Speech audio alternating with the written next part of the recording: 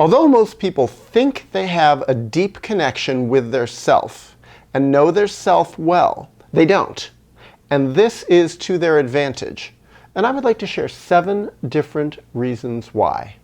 The first one is by not having very much of a self, you are normal in our very screwed up world. You fit in. The world is tailored for you. There are lots of jobs for people who don't have a self, for people who don't think too much about their self. It's easy to have coworkers. It's easy to be a boss. It's easy to be told what to do.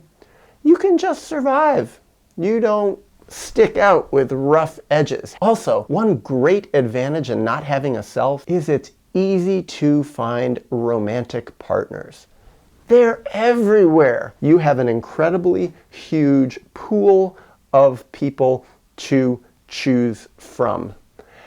And when you find a partner, they just fit into a slot. Basically, you can find people who have external common interests like yours, and that's enough to make the relationship work, because inside, on a deep level, there really isn't that much connection. And if the relationship doesn't work, well, it's pretty easy to just find a brand new person out there to plug up the hole that the last one filled. Another great advantage in not having a self is that you don't have to look very deeply within, because you can't. There's really not much in there to see because it's so blocked off. And because of that, you don't have to feel much pain. You don't have to think too much about your history. You don't have to think about your traumas because you don't even know that you had traumas. You can deny everything because that's part of not having a self. Not having a self allows you to deny, to dissociate, to not even look at it or think about it. Also, it makes it very, very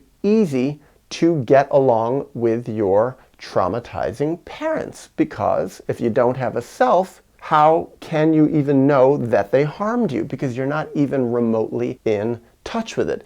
Basically, you can stay nicely and comfortably and easily plugged into your family system. And this makes you a darling of society. Well, one other advantage is it makes it a lot easier to raise children, because if you don't have a self, you don't have to empathize with them. One thing about children, especially young children, that makes them very, very difficult and frustrating is that they do have a self. And if you have a self, or even remnants of a self that you are conscious of and connected to, you will empathize with them. If you have forgotten yourself, split off with it, don't even know that you ever had one, well, anything that your children do that bothers you and that comes from their self, well, it's easy. You can just pathologize it. You can say they're having problems, they are bad, they're going through this terrible twos phase or whatever other phase they are going through, and you can deny their self.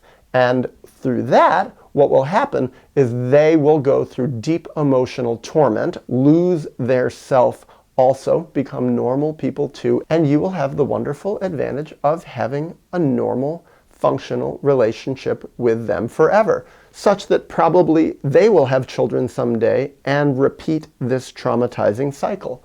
And one final advantage in not having a self is that it saves you a lot of time, because you don't have to listen to long-winded videos like this, because to you, they will make no sense whatsoever.